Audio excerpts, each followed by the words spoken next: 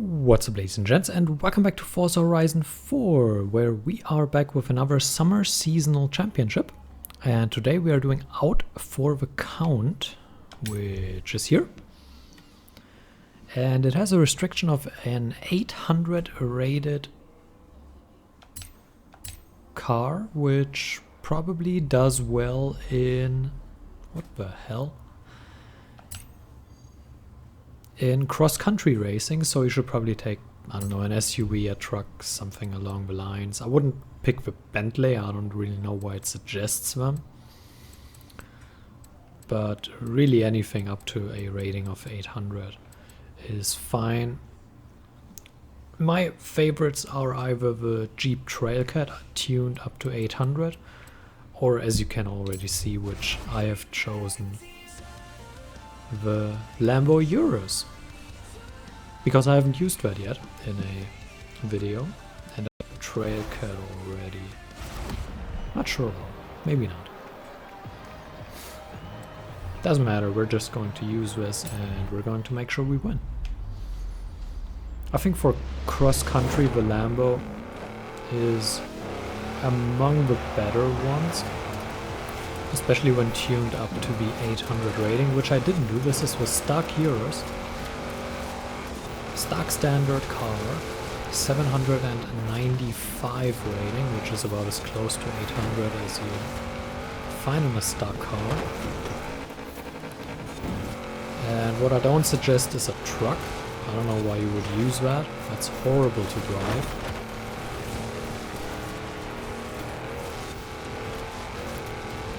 Whee! Uh-oh. And the thing with cross-country is that you need to be careful to not go completely off the path. Because that can happen rather easily because you don't have a road to follow, but instead you must check where the next checkpoints are. And sometimes that goes a little bit wrong. And then you miss a checkpoint and well, I suggest you then rewind. That was one of those instances, like I had to look at the map to check for the next checkpoint. And I just quickly hit the brakes to get settled. But cross-country is always quite fun, because you just barrel through everything.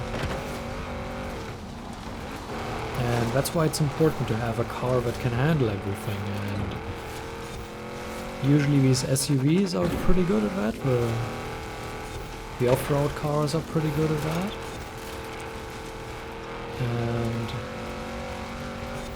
that's why I like using them here. That's also what you normally get to pick in... But you normally get to pick in cross-country events. Those are mostly the SUV events. And the Urus is just my favorite choice there. Plus it's quite pretty for an SUV.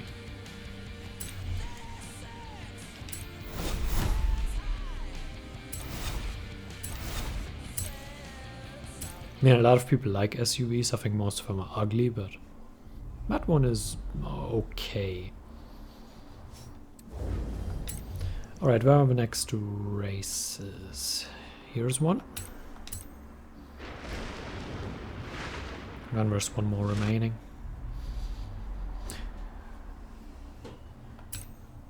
I'm glad we got the 500 rating event done, because 800 rated cars go a little bit quicker and the races go by a little bit faster.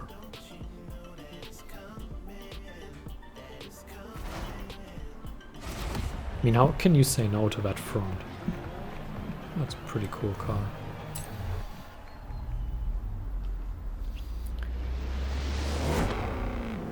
I mean, the truck, I don't know.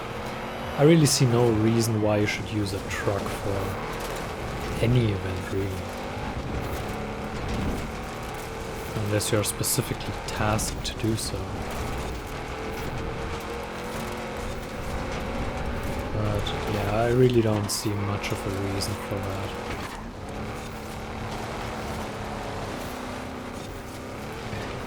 We are now trying to get settled in this race. Gonna find our position. And then we're going on the attack. First lap almost over.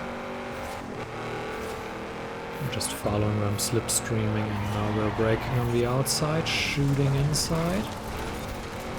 And that puts us into third. Now we overtake that guy on the inside, that puts us into second. Need to be careful to not miss this checkpoint. Now we push him out of the way and that's it. Once we are in first, there's usually not too much that can happen. Although this track can be rather tricky. Because some of the corners are a little bit unnatural. You don't have a natural flow to it that leads you to the next checkpoint. You really need to be careful with those. Let's take the tight entry here. Kind of a wide exit, so we prepare for the next corner. And we actually take the wide one here. It was a pretty late decision, but the wide path there leads exactly into the next checkpoint. And it's just a little bit more secure, because that could have been the only thing preventing a victory. And now it's just a race to the finish line. So that is a very short 3-lap race. Which is over now.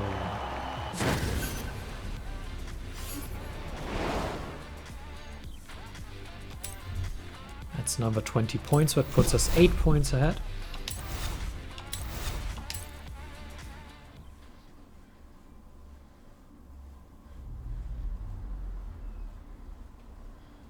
Not that it matters, we want to win every race anyway. Where's the last one?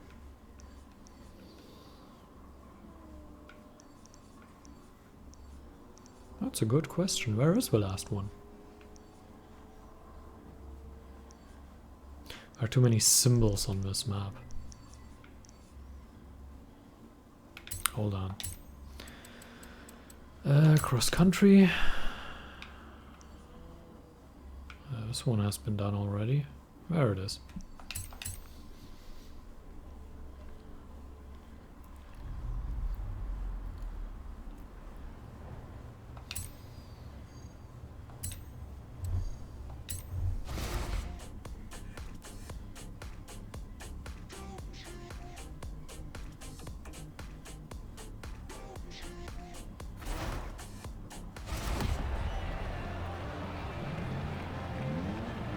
Alright, let's go into a third race, and this should not be too difficult. The first 2 races have already set the tone, and we now have an 8-point lead, so you can take a fairly relaxed approach.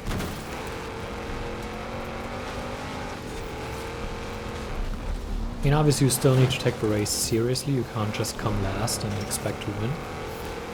That's not how this works.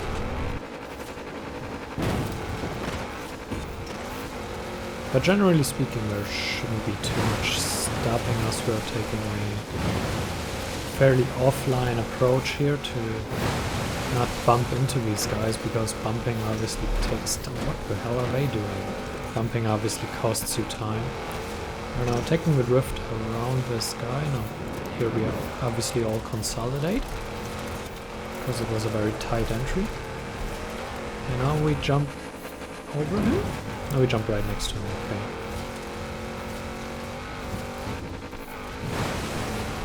And where is the jump?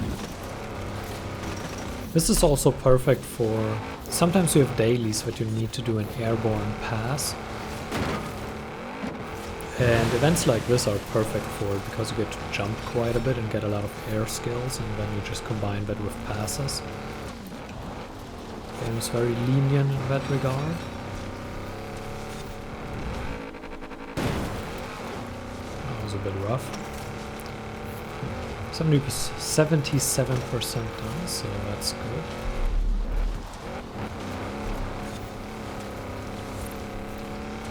'85, '86, and now it's just straight to the finish line.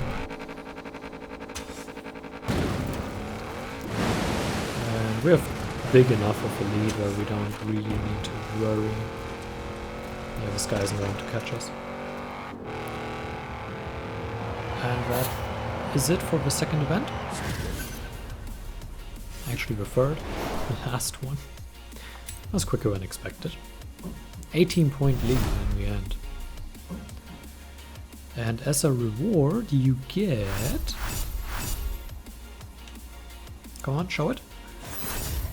A hammer. Which you probably don't really need, but it's not bad. It's a very good car to upgrade. So if you're doing online racing and you upgrade that car, it's actually quite useful.